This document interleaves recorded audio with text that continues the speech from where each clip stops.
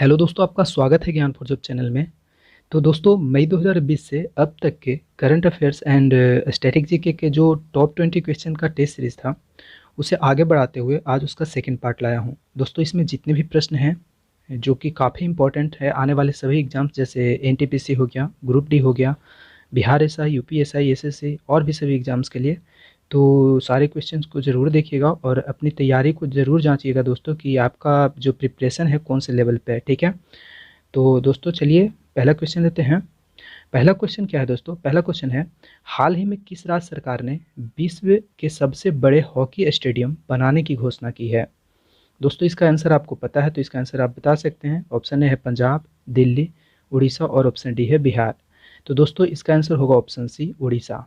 ठीक है, तो हाल ही में उड़ीसा सरकार ने विश्व का सबसे बड़ा हॉकी स्टेडियम बनाने की घोषणा की है। ठीक है, तो इसका आंसर होगा ऑप्शन सी। और दोस्तों, हॉकी जो मेंस वर्ल्ड कप होगा 2023 में, जो इसी स्टेडियम में होगा दोस्तों। ठीक है, उड़ीसा में ही, तो ये भी आप याद रखिएगा। अगला दोस्तों, अगला प्रश्न है, विश्व व्यापार संगठन यानी कि WTO के प्रमुख कौन बने हैं? तो दोस्तों, इसका आंसर होगा option c, Ngozi Okonjo Iweala. ठीक है, ऑप्शन सी होगा इसका आंसर। दोस्तों, बात करते हैं WTO को।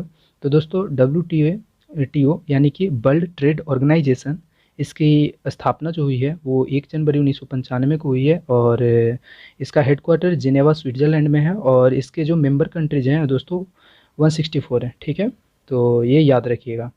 चलिए अगला प्रश्न लेते हैं दोस्तों। अगला प्रश्न है, हाल ही में किस राज्य के स्कूल पाठ्यक्रम में सिख गुरुओं का इतिहास शामिल किया जाएगा? दोस्तों, कौन से राज्य है जो कि अपने स्कूल पाठ्यक्रम में सिख गुरुओं का इतिहास शामिल करने के लिए कहा है दोस्तों? तो दोस्तों, वो जो राज्य है वो है उत्तर प्रदेश। ठीक है, तो इसका आंसर हो जाएगा ऑप्शन सी।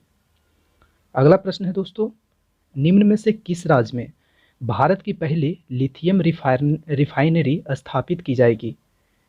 कर्नाटक, झारखंड, राजस्थान या गुजरात? आई होप आपको इसका आंसर मालूम होगा, तो इसका आंसर हो जाएगा दोस्तों ऑप्शन डी, गुजरात। ठीक है दोस्तों, गुजरात में भारत की पहली लिथियम रिफाइनरी स्थापित की जाएगी, तो इसका आंसर होगा। अगला प्रश्न है, आईसीसी ने किस पूर्व भारतीय कप्तान को दशक के आईसीसी, सिर्फ आईसीसी होगा दोस्तों यहाँ पे, ICC spirit of the cricket award से सम्मानित किया है? सुनील गावस्कर, महेंद्र सिंह धोनी, सौरभ गांगुली या वीरेंद्र सहवाग? तो दोस्तों, इसका आंसर हो जाएगा ऑप्शन बी, महेंद्र सिंह धोनी। ठीक है, MS धोनी को ICC spirit of the year decade award दिया गया है दोस्तों। ठीक है, और ICC spirit of the year का जो अवार्ड दिया गया है वो विराट कोहली को दिया गया है, और दशक के जो दिया गया है दोस्तों, डिकेड का दिया गया है, वो दिया गया है महेंद्र सिंह धोनी को। तो ये याद रखिएगा। और बात कर लेते हैं आईसीसी के बारे में। तो इसका मतलब होता है इंटरनेशनल क्रिकेट काउंसिल। इसकी स्थापना 15 जून 1909 को हुई थी दोस्तों। हेडक्वार्टर दुबई, यूनाइटेड अरब अमीरात में है, और जो इसके चेयरमैन है दोस्तों ग्रेग बार्कले हैं, और CEO मनु सोनी है। ठीक है, तो ये सब आप इसके बारे में याद रखिएगा। चलिए अगला प्रश्न लेते हैं दोस्तों। अगला प्रश्न है, जर्मनी के कोलोन में आयोजित कोलोन विश्व कप में भारतीय मुक्केबाजों ने शानदार प्रदर्शन करते हुए निम्न में से कितने मेडल अपने नाम किए हैं? दोस्तों, जो जर्मनी के कोलोन में जो विश्व मुक्केबाजी चैंपियन जो ट्रॉफी हो रहा था दोस्तों, वर्ल्ड कप हो रहा था, उसमें भारतीय मुक्केबाज ने कितने मेडल अपने नाम किए हैं दोस्तों? ठीक है, तो दोस्तों इसका आंसर होगा दोस्तों ऑप्शन बी, 9 मेडल। ठीक है, जिसमें दोस्तों गोल्ड आप याद रखिएगा।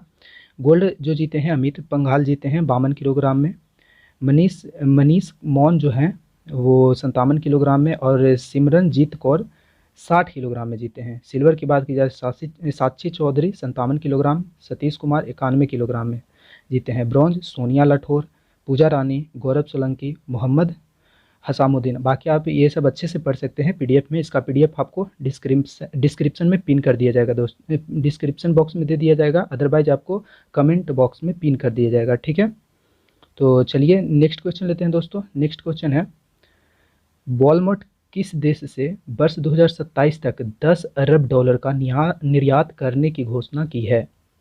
दोस्तों, जो वॉलमार्ट है वो अपने देश भारत से 2027 तक 10 अरब डॉलर का निर्यात करने की घोषणा की है दोस्तों। ठीक है, तो इसका सही जवाब होगा ऑप्शन बी। अब वॉलमार्ट की चर्चा है दोस्तों, तो यहाँ वॉलमार्ट के बारे में पढ़ लेते हैं। वॉलमार्ट का जो गठन हुआ था दोस्तों, इसकी स्थापना हुई थी वो 2 जुलाई 1962 को हुई थी दोस्तों। इसका जो हेडक्वार्टर है वो बेंटोविले यूनाइटेड स्टेट में है, और इसके सीईओ हैं दोस्तों डॉग मैकमिलन, और इंडियन सीईओ जो हैं दोस्तों वो समीर अग्रवाल हैं। ठीक है, तो ये आप याद रखिएगा। चलिए अगला क्वेश्चन लेते हैं दोस्तों। अगला क्वेश्चन है, हाल ही में एशिया प्रशांत आर्थिक सहयोग एपेक शिखर सम्मेलन की मेजबानी किस देश ने की है? थाईलैंड, फिलीपींस, सिंगापुर या मलेशिया? तो इसका सही जो आंसर हो जाएगा दोस्तों वो हो जाएगा मलेशिया, ऑप्शन डी। दोस्तों बात करें एपेक की, तो इसका फुल फॉर्म होता है एशिया पैसिफिक इकोनॉमिक कॉपरेशन। ठीक है, और ये फॉर्म हुआ था दोस्तों 1989 में, और जो कि ऑस्ट्रेलिया में हुआ था दोस्तों। और इसका हेडक्वार्टर की बात की जाए तो सिंगापुर में है, और इसके मेंबर कंट्री 21 है। इसमें भारत शामिल नहीं है दोस्तों, ये याद रखिएगा। 21 देश इसके मेंबर हैं, इसमें भारत शामिल नहीं है। अगला है दोस्तों, संयुक्त राष्ट्र मानवाधिकार परिषद UNHRC के अध्यक्ष कौन बने हैं?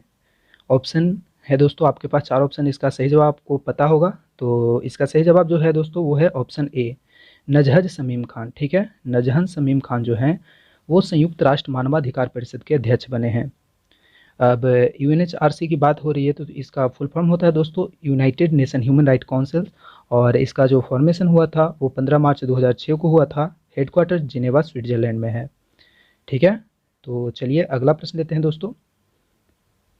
अगला प्रश्न है, किस राज्य में आयोजित होने वाले इंडिया इंटरनेशनल चेरी ब्लॉसम महोत्सव को कोरोना के कारण रद्द कर दिया गया है?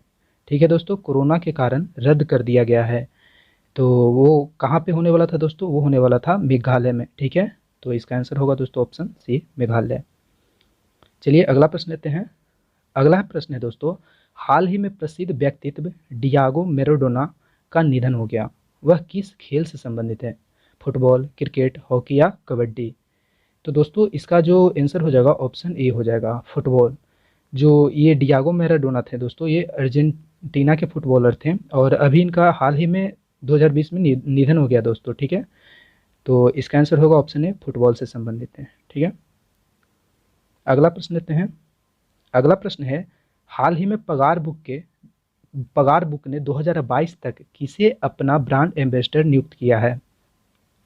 दोस्तों पगार बुक ने 2022 तक जो अपना ब्रांड एम्बेसडर नियुक्त किया है वो किया है अक्षय कुमार को। ठीक है, तो इसका आंसर होगा ऑप्शन सी, अक्षय कुमार को, याद रखिएगा दोस्तों। दोस्तों चलिए अगला प्रश्न लेते हैं। अगला प्रश्न है, टॉमटॉम ट्रैफिक इंडेक्स के अनुसार 2020 में सबसे ज़्यादा ट्रैफिक वाला शहर निम्न में से कौन सा रहा? दोस्तों बात करें टॉमटॉम ट्रैफिक इंडेक्स की, तो इसके अनुसार दोस्तों 2020 में सबसे ज़्यादा जो ट्रैफिक वाला शहर था दोस्तों वो था मॉस्को। रूस का जो मॉस्को था दोस्तों वो सबसे ज़्यादा ट्रैफिक वाला शहर रहा। ठीक है, इसमें मुंबई जो था वो अपना दूसरा स्थान पे था दोस्तों। ठीक है, मुंबई हो गया, और दिल्ली भी है दोस्तों टॉप 10 में शामिल। तो याद रखिएगा कि जो मॉस्को है वो सबसे ज़्यादा ट्रैफिक वाला शहर था, और दूसरा स्थान मुंबई का था, याद रखिएगा। अगला प्रश्न है, निम्न में से किस राज्य में मुफ्त फसल बीमा योजना शुरू की गई है? तो दोस्तों जो मुफ्त फसल बीमा योजना जो है वो आंध्र प्रदेश में शुरू की गई है। ठीक है, तो इसका आंसर होगा ऑप्शन ए, आंध्र प्रदेश। अगला प्रश्न लेते हैं दोस्तों। आगे है 5 स्टैटिक्स क्वेश्चन, तो यहाँ पे दोस्तों आप कितना सही कर पाते हैं 5 स्टैटिक्स में, चलिए देखते हैं। पहला प्रश्न है स्टैटिक्स क्वेश्चन का, जो है अरिगनार अन्ना जूलॉजिकल पार्क कहाँ है? अरिगनार अन्ना जूलॉजिकल पार्क कहाँ है? दोस्तों इसका सही जवाब होगा ऑप्शन ए, तमिलनाडु में। जो अरिगनार अन्ना जूलॉजिकल पार्क है वो तमिलनाडु में स्थित है दोस्तों। ठीक है, और यह चर्चा में क्यों है, तो यहाँ के जो दोस्तों एक शेरनी थी। ठीक है, वो शेरनी का नाम था नीली नाम था दोस्तों शेरनी का। उसकी मृत्यु हो गई है दोस्तों कोविड-19 के कारण। ठीक है ना, और वो 9 वर्ष की थी दोस्तों, 9 वर्ष की शेरनी थी, नाम था नीली, और इसको जो है इसकी जो कोविड-19 की वजह से इसकी मृत्यु हो गई थी दोस्तों। ठीक है, इसी के कारण ये अरिगनार अन्ना जूलॉजिकल पार्क चर्चा में रहा है। तो याद रखिएगा ये कहाँ पे है दोस्तों, तमिलनाडु में है। ठीक है, अगला प्रश्न है, इनमें से कौन परमाणु रिएक्टर है? ऑप्शन ए कहेगा। ऑप-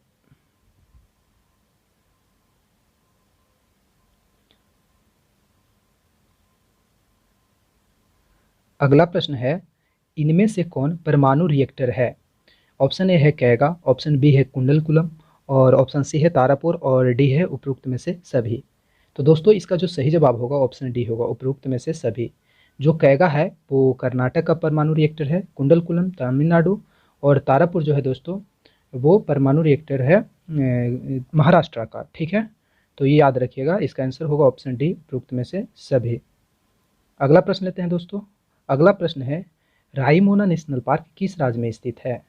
तो दोस्तों जो रायमोना नेशनल पार्क है वो असम में स्थित है दोस्तों। ठीक है, असम के ये कोकराझार जिले में स्थित है दोस्तों। ठीक है, और ये चर्चा में क्यों है दोस्तों? तो याद रखिएगा, इंपॉर्टेंट है दोस्तों। ये चर्चा में इसलिए है कि इसे जो है असम का छठा राष्ट्रीय उद्यान बनाया गया है। अभी दोस्तों हाल ही में इसे असम का छठा राष्ट्रीय उद्यान बनाया गया है, और इससे 5 जो पहले है वो भी आप याद रखिएगा। असम का 5 राष्ट्रीय उद्यान पहले के जो है नेशनल पार्क वो है काजीरंगा, मानस, नामेरी, उरंग और डिब्रू सैखोवा, जिसे हाल ही मोना नेशनल पार्क को बनाया गया है असम का छठा राष्ट्रीय उद्यान। ठीक है, तो ये आप याद रखिएगा। तो इसका संबंध किस राज्य से है दोस्तों? तो असम से है। अगला प्रश्न है, भारत भारत सर्वप्रथम ओलंपिक का हॉकी खेल में भाग किस वर्ष लिया? दोस्तों भारत जो है वो सर्वप्रथम ओलंपिक के जो हॉकी में खेलों में भाग लिया था वो लिया था 1928 में। ठीक है, एम्स्टर्डम ओलंपिक में लिया था दोस्तों। ठीक है, तो इसका सही जवाब हो जाएगा ऑप्शन सी, 1928 के एम्स्टर्डम ओलंपिक में भाग लिया था भारत सबसे पहले हॉकी खेलों में। और ये याद रखिएगा दोस्तों, इम्पोर्टेंट है कि 1928 से लेकर के 1956 तक, ठीक है, 1928 से लेकर के 1956 तक लगातार हॉकी ओलंपिक में भारत ने स्वर्ण पदक जीता था दोस्तों, गोल्ड मेडल। ठीक है, तो ये भी आप याद रखिएगा। और ये भी याद रखिएगा कि भारत जो अंतिम बार ओलंपिक में स्वर्ण पदक जीता था वो 1980 में जीता था, मॉस्को ओलंपिक में। ठीक है, तो ये सब आप याद रखिएगा, ये भी एग्जाम में पूछ लिए जाते हैं, इम्पोर्टेंट है दोस्तों। अगला है, भुवनेश्वर तथा पुरी के मंदिर किस शैली में निर्मित है? तो दोस्तों भुवनेश्वर तथा पुरी के जो मंदिर है वो नागर शैली में बना है दोस्तों, निर्मित है। ठीक है, तो इसका होगा ऑप्शन ए नागर। देखिए दोस्तों, जो उत्तर भारत की मंदिर होती है दोस्तों उसकी कला शैली जो है वो नागर शैली में होती है। ठीक है, और दक्षिण भारत की जो होती है वो द्रविड़ शैली में होती है, और दोनों शैलियों को मिश्रित किया जाता है तो उसका जो प्रभाव होता है दोस्तों वो बेसर शैली का होता है। ठीक है, तो ये याद रखिएगा। तो ये सब आप याद रखिएगा। चलिए, और दोस्तों अब अंत में आपके लिए एक क्वेश्चन है दोस्तों, जिसका जवाब आपको कमेंट बॉक्स में देना है। वो क्वेश्चन है दोस्तों अंतर्राष्ट्रीय, ठीक है, अंतर्राष्ट्रीय चावल अनुसंधान कहाँ पे स्थित है? तो अंतर्राष्ट्रीय चावल अनुसंधान कहाँ पे स्थित है? ऑप्शन है आपके पास Cuttack Orissa, Manila Philippines, Coimbatore Tamil Nadu, Geneva Switzerland. तो इसका सही जवाब आपको कमेंट बॉक्स में देना है दोस्तों।